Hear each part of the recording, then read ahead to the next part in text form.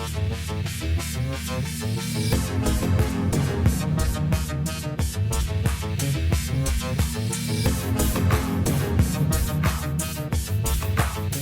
Sciforror Film Podcast.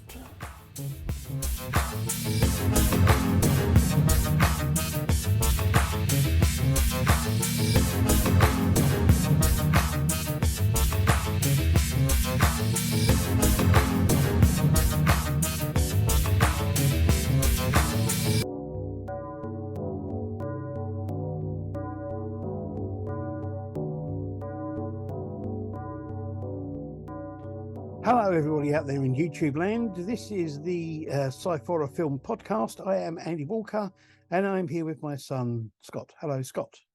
Hello there. Hello, hello. Now, we both had the pleasure of attending the Romford Horror Festival. One looks a lot cleaner than mine does. So it's the Romford Horror International Film Festival, to give it its full working title. And we will now give a report back on the films and things that we saw there and the things that went on, interspersed with some videos and things of stalls and other things that were going on there alongside it and stuff. So we were lucky to both get a pass this year, because normally we just get one press pass, but this year I was in a film in it, so I got a pass as a person who was in a film, and so we both got to go, which was brilliant. Definitely think that even though maybe next year it might be different, only getting one, I might might actually sort of splash it out and get the money to be able to be there all weekend, because it was such a good weekend. Well, we'll see how it goes. Maybe we can work something out and work a way of doing it between us or something. So it started on Thursday, the 23rd of February, and we started off at night, 7 o'clock at night, with a showing of the film The Keep, which was a Michael Mann classic. I think it was one of his really early films. I don't know, but it's a classic film with a fantastic score by Tangerine Dream, who I still think the music and the sound effects and everything that we used in that were well ahead of their time. And, yes. Now, I will admit I've seen this film before. I believe it was the first time you'd seen it, wasn't it? Yes, it is the first time I've seen it, and it amazed me with the name. Well, it amazed me it was the first time I've seen it, especially with some of the actors that were in it. Yeah. Two of the main actors, I would say, that were in it, especially he is one of my favourite actors. Yeah. So it shocked me a lot, especially seeing how young he was. Yeah. Well, as I pointed out to you, how young he was, but still looked really old. Yes. For those of you who don't know, the main one of the main characters is played by Sarah McKellen, and one of the other main characters is played by Gabriel Byrne. And to be honest, I didn't remember that it was Gabriel Byrne, because I honestly didn't think he was that old. As I say, it's the bit that amazed me is the fact that Ian McKellen, like, I know he's not a sprightly man, especially with the films that I've known him in recently, but for how old this film is, he still looks like he does now. The thing is, they did put makeup on him to make him look older, and they got the makeup just right, because he looks just the way he does now. Yeah, but even when he was meant to be young and fit and healthy again, he still looked old. He still looked old, and I don't think he ever looked young. I don't think he's ever looked young. I think he is the embodiment of Benjamin Button. He's just paused it.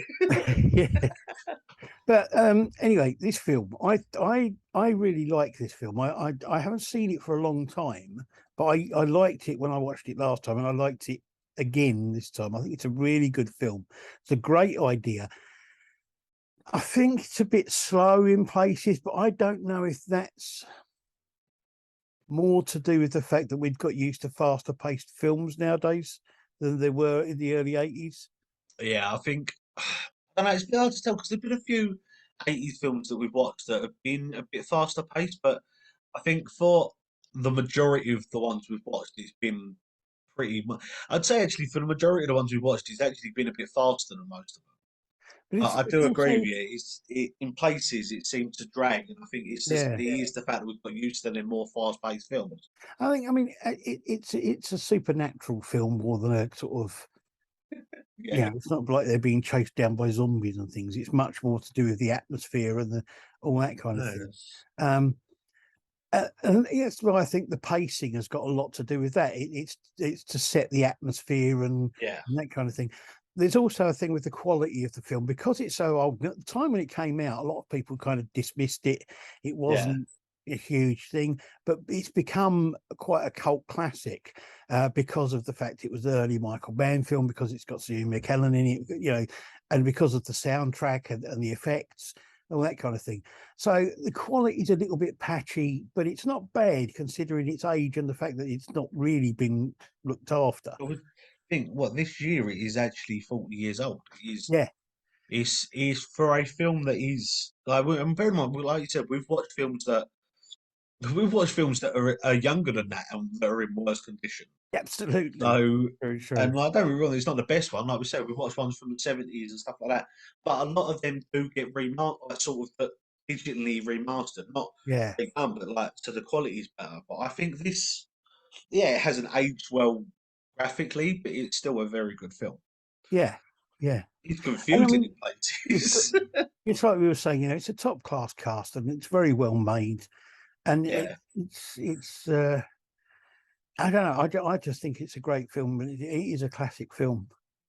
Uh, what I would say is that I was saying to you, and I think that in my opinion, there are definitely elements in the kind of ending part of the film that can be easily compared to the end of Raiders of the Lost Ark. yes, yeah. Um, It definitely had that sort of the same sort of feel to it. Whether or not they took it from I don't one of know. them, took it from the I don't other. know. I don't know what year each one of them came out, but I mean they had Oh, the lighting effects and the Nazis dying and the kind, yeah. Actually, Raiders of the Lost Ark come out in '81 and Keep come out in '83. So yeah. it could have been the fact that it's taken it from that. But yeah, it's just there's a lot of sort of there's not a lot, I wouldn't say a lot of similarities, but it's a very unique film. Oh, it is a unique film. It's really. I mean, it does have a lot of things in it that you get in 80s films, including the gratuitous sex scene, which wasn't really necessary, but it Just just fits with that sort of age of film, I think. yeah, I thought it's just Um, weird. but overall, I think it's a really good film, and for me, it was a real pleasure to watch it again. Mm. It was, as I say, the first time watching it, I thought it was a very good film. It's it's it's not one of those films that you watch all the time or you see very often, so it's really No, nice when something like that comes up.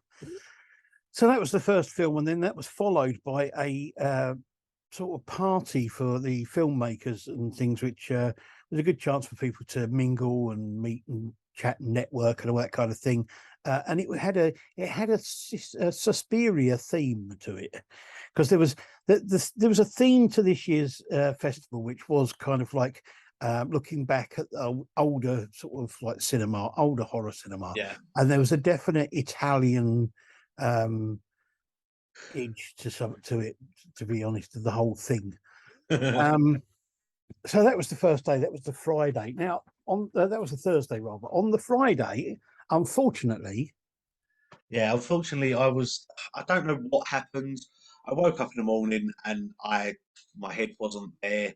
I tried getting up, I tried walking, and my body just like, no, you ain't doing nothing. now And we were lucky in as much as the Friday was actually the day that was the least amount of stuff yeah, on more than I, one screen. So yeah, I did try it, but it's just, yeah. well, I don't know what happened, but yeah, So anyway, Friday the 24th, first session, there yep, was a short film called Where's Weirdo, which was brilliant. It was set in a coffee shops come library type thing, really well made, great story. There's a book in which pictures come to life, and there's a kind of shock scare at the end. But the pictures were really well done. The pictures mm, that come to life, the drawings were fantastic, and they were animated really well. It really worked well. Um, So that was the first one. The second film was a feature film called The Puppet Killer. I loved this. I just say I'm really regretting the fact that I missed this because all I heard all weekend was people talking about this. It was a definite. It was a humorous homage to the 80s slasher movies, and it had all the usual cliches that were being overdone brilliantly, to the point where there's always this thing where quite often the characters in the 80s slasher movies, they're supposed to be teenagers, but they all look like they're about 25, 26. Yeah, Well, the guy who was playing the lead role in this, he was supposed to be a teenager, looked about 40. In fact, he looked older than his dad did. It was brilliantly done. They oh all well. looked they all looked like they were in their late 20s, early 30s. All of these Yeah, supposed teenagers. Um, and it was basically about this guy who is a little bit slow, and he grows up with this killer, with this puppet, and he sort of like, this puppet kills his mum, and everyone thinks it's him that's sort of like doing these things, but it turns out to be the puppet. But there was a great thing in it, which is there is a guest appearance in here by the filmmakers, the Soska sisters, who are brilliant horror filmmakers in their own right.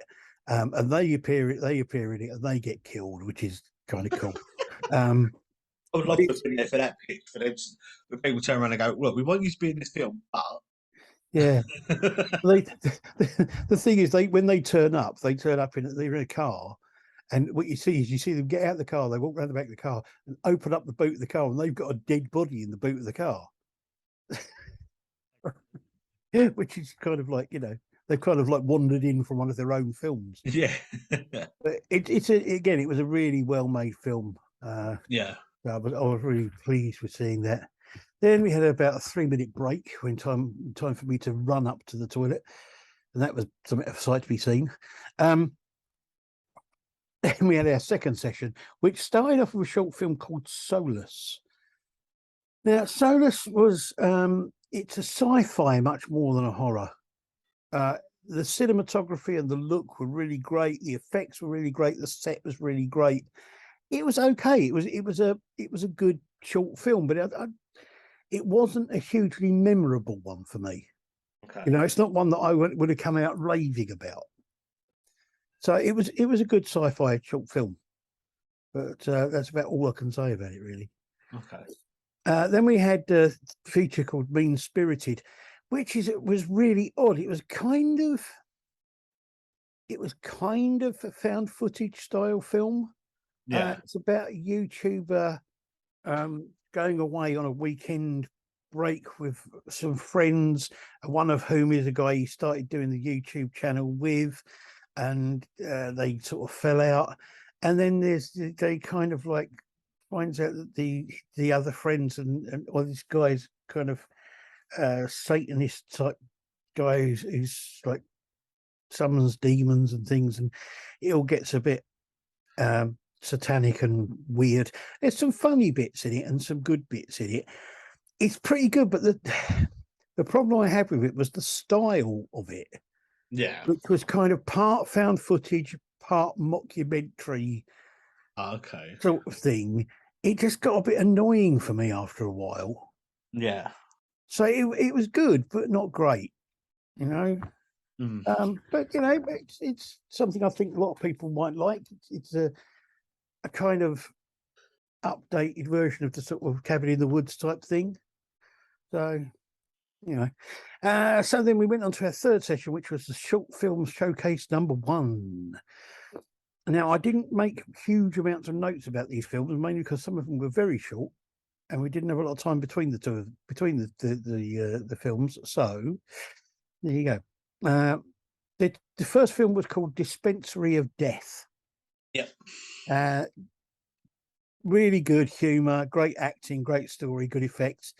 It's an interesting, different take on a zombie outbreak, where people kind of like, it's set in Ireland, and it's very much a sort of like the Irish people just taking things in their stride. Yeah, that sounds like a lot of Irish people I know. Yeah.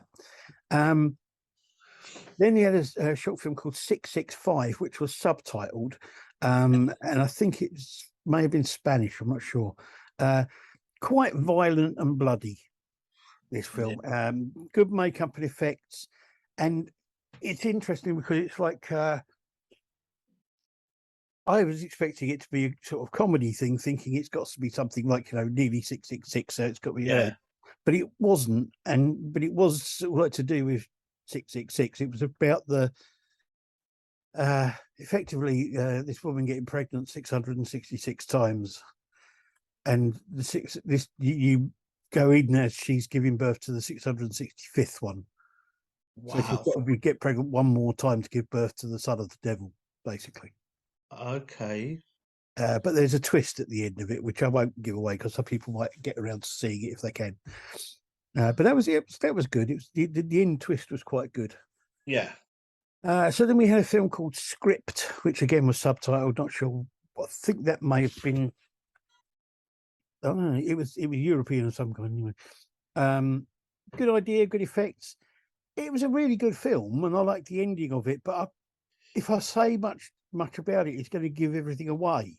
Yeah. It's not the longest of films, and it sort of I don't want to do that because I want people to try and maybe sort out, seek it out and see if they can find it online Yeah. or somewhere to watch it.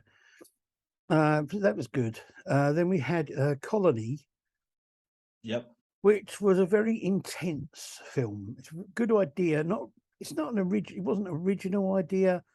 We've seen it done before, but it was done well. And it's just again, if I go into too much, because the problem with short films, if you go into too much detail, you give away the whole thing of it. So, but it is a good film and worth checking out.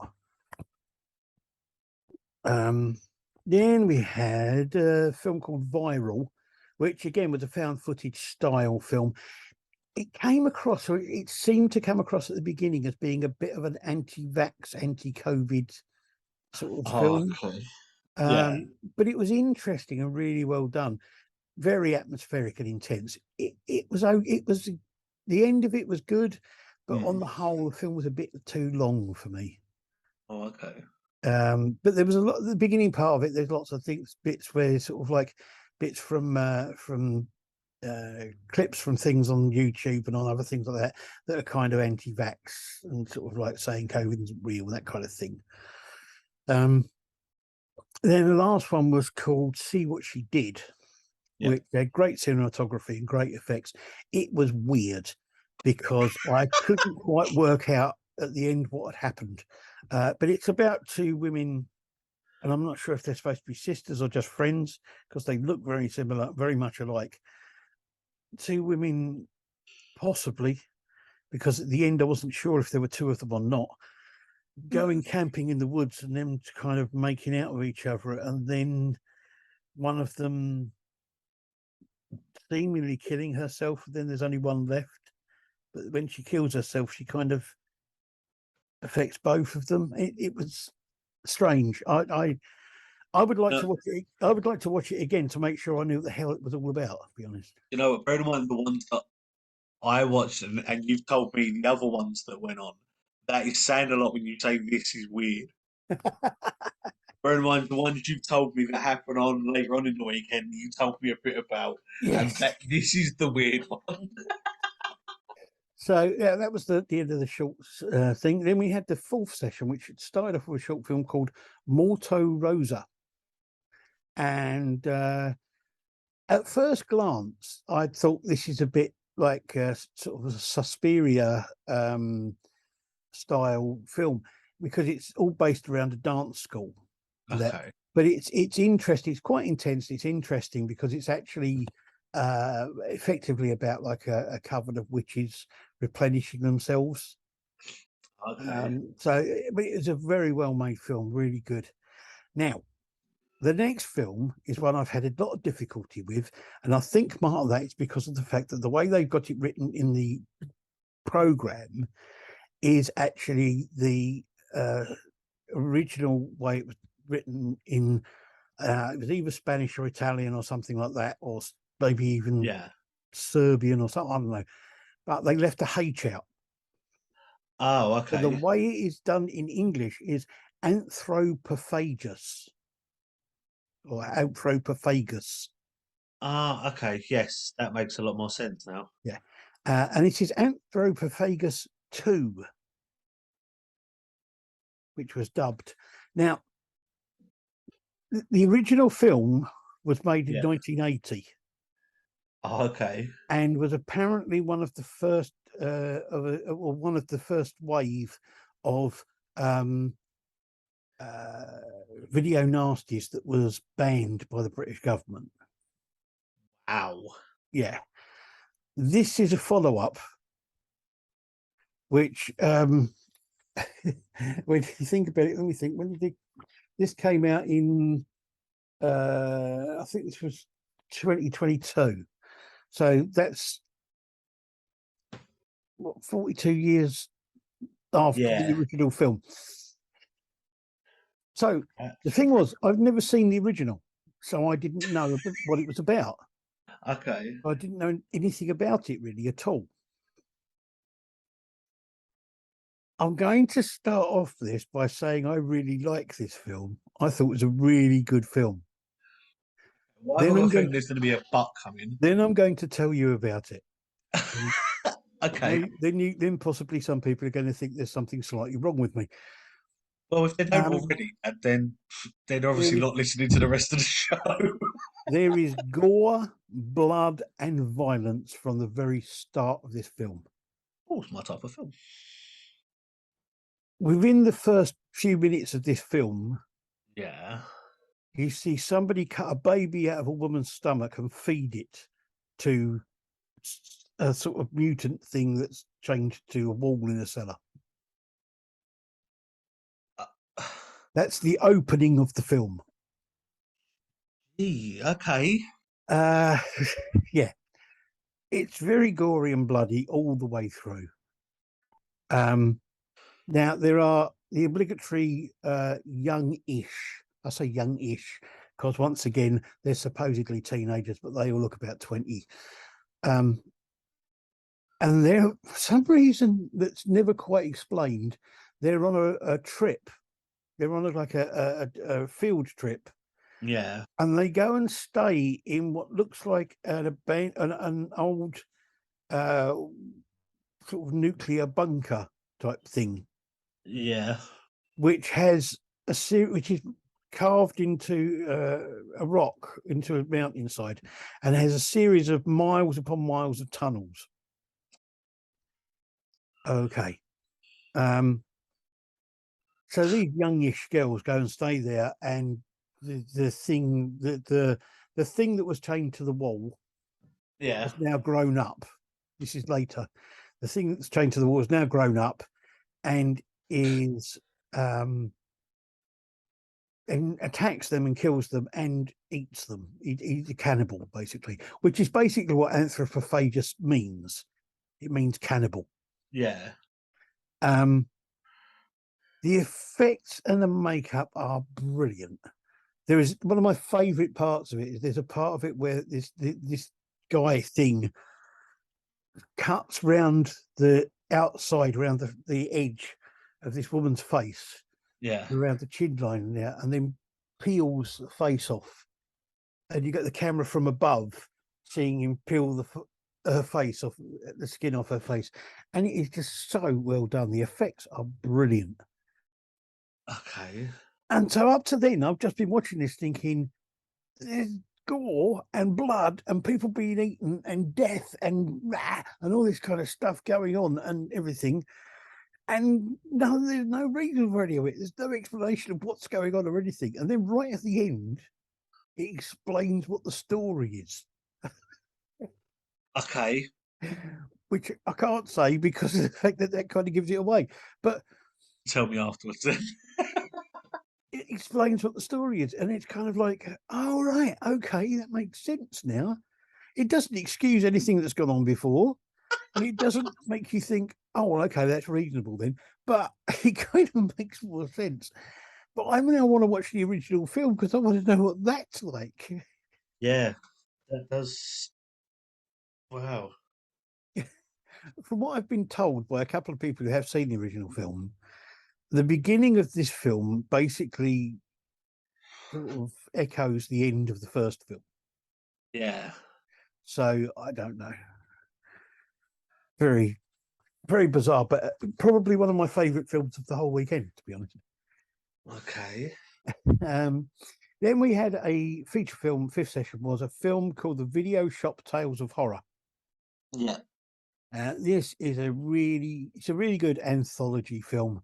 Some of the shorts are funny, some of them are more serious. All of them were good in their own way. And the overarching story, which is about this video shop and the people who run it and the people who go in there looking for videos, they were the overarching story and the links in between each of the films, which were in the video shop, were really funny. They were really well done. The effects were done well.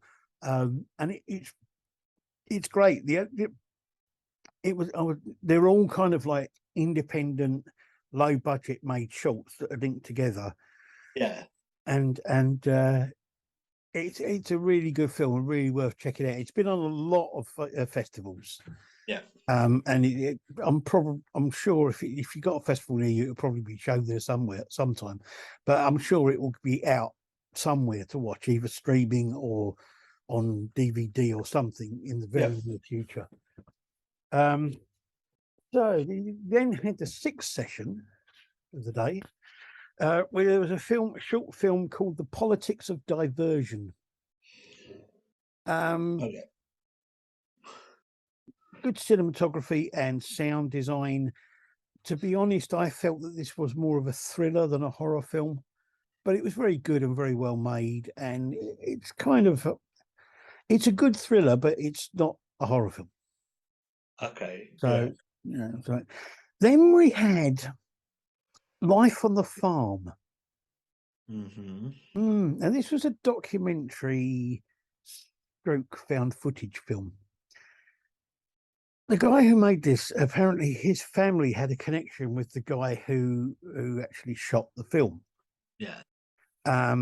His granddad moved into the village where this guy lived, where this guy's farm was. Yeah. And became a friend of his. And he used to give people these videos that he'd made. Okay. It's about this. Basically, it's about this guy who's a farmer. He's a very strange man, and he does videos of him and his life on the farm, and also his life in his house. It's interesting and weird, good, but it's not a horror film. Okay. It was good to watch as a documentary, as a piece of thing to kind of look at and to say, wow, this is really something strange, and this guy was strange, and the whole thing is really bizarre. The whole story and the whole thing behind it is really bizarre. But I would personally would have rather seen a horror film. Okay. But I mean, it did introduce me to a few things which I'm going to have to look up. The group, I don't know if they're all YouTube channels, but they are things where they have a collection of bizarre videos on them, which is where this kind of like this film has gone viral via the thing. Okay. There's one called Everything is Terrible, another one called TV Carnage, and there is actually a thing called the Found Footage Festival, which is for people who do things like, if you move into a house and you find a load of videotapes in your loft that somebody's left there when they lived there before. Okay. They will then show them at the Found Footage Festival. Okay. Yeah. So then there was an extra film. Yeah. On the end, which was called Dance with the Devil. Okay. Which it was a preview. Yeah. It's a comedy pseudo documentary thing, fly on the wall type thing about exorcism. It's about an exorcist who stopped working for the Stop working for the Exorcist. he stopped working for the church and he's Yeah. freelance now. And he takes on a new bloke who's his apprentice. And they go out to do exorcisms in people's houses.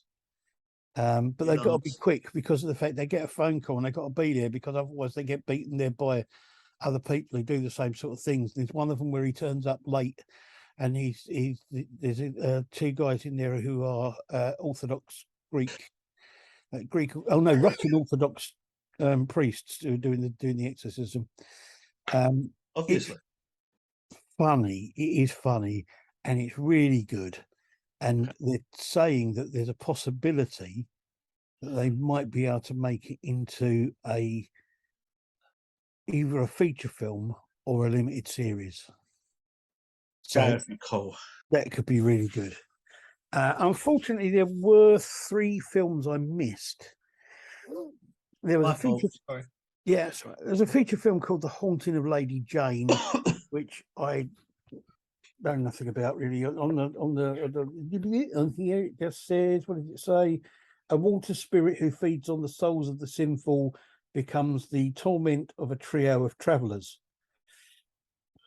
Yeah. So I don't know. Then there was a short which was Cruellon,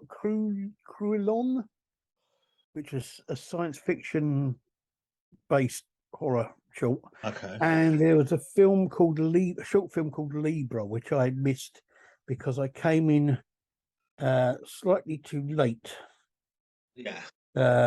For the anthropophagus film because I had to go to the toilet, so I've missed the first short film, which was called Libra. So I don't know much about those, but unfortunately, they were the ones I missed. So there you go. That was the Friday. That was Friday, and that was. I'm saying I feel really bad about the fact I missed it, but looking from from listening to what I heard from other people and what they had on the night and what you've said, it did sound like an amazing night. It was. Amazing days. Now there were stalls. Hissing. There were stalls at the film festival as well. Yes. And I did manage to have a look at the stalls and do a couple of short interviews with the people who were running them. So let's have a look at a couple of those now.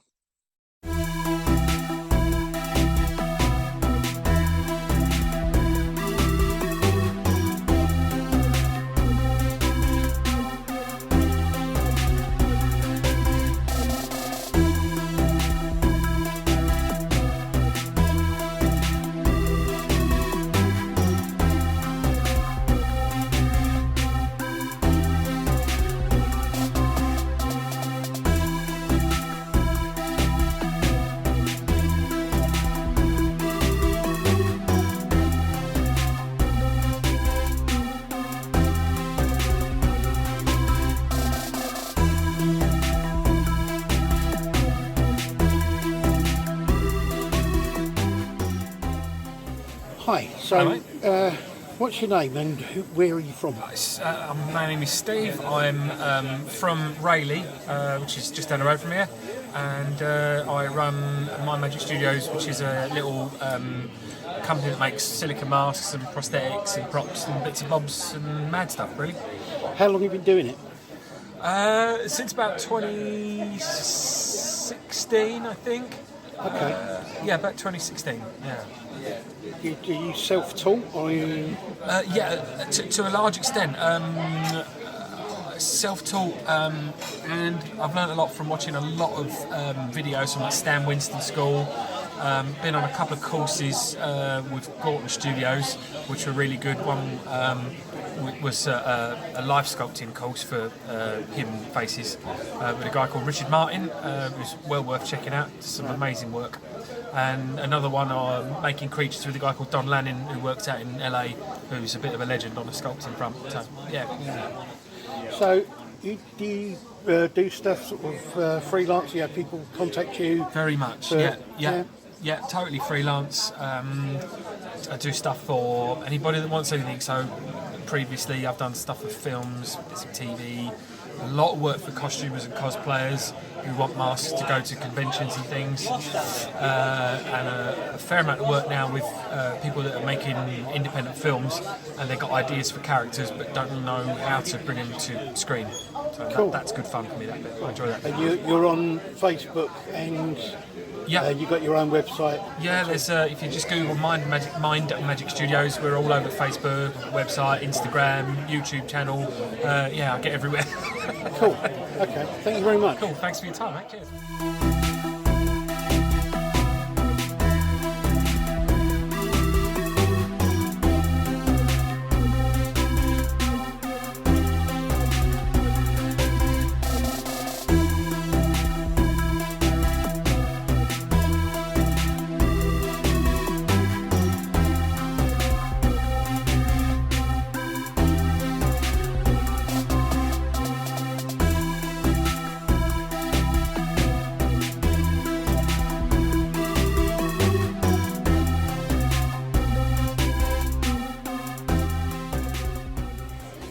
Hello again. How are you? I'm okay, thank you. And you? Very good, thank you. And you come back again this year. We're back. Yes. Are you we're here back. for the whole weekend, or are you just? We are. Good, good. Have you been doing well since we last talked? We have, yes. You seem to be. I've seen a lot of your stuff on Instagram. That's good, And, I think. Yeah, a lot of new books coming on the Yep. on the Instagram thing, so that's cool. Yeah. Everything going well? Yeah, no. Our A to Z series, P for Poltergeist, came out today. Cool, cool. That's new. That's our latest one. Okay, well, I hope you do well this weekend. Me And, too. I hope you do well on the online with everything. And, so lots of books. Thank you. Now, there were 2 stalls at the festival that I didn't manage to actually get interviews with the people on the stalls, but I did get some video of the things they were selling. This is the first one. This is a stall that was selling DVDs and T-shirts and things like that. And the other one I will show you later. So have a look at this. Thank you.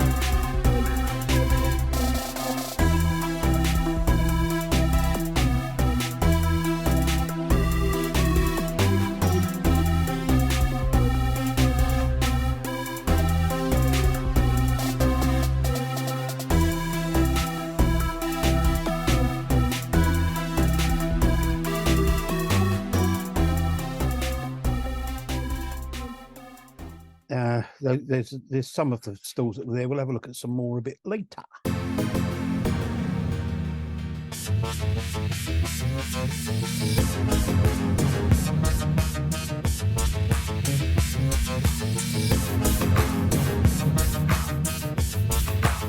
The Sciforror Film Podcast.